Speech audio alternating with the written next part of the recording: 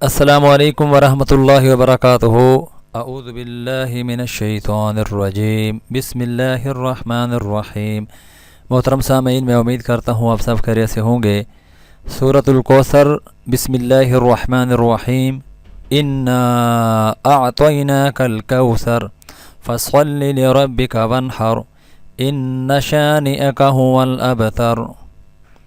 سورۃ الکوثر کا ایک ایسا مختصر عمل ہے جس سے کاروباری رکاوٹ، بندش نکاح، محبت، خاتمہ بے روزگاری، نافرمان اورات کو راہ راست پر لانے کے لیے لاجواب عمل ہے۔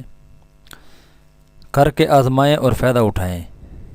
طریقہ عمل یہ ہے کہ بدھ یا جمعرات، جمعہ کی رات کو بعد از نماز عشاء قبلہ رخ بیٹھ کر اس کو کریں۔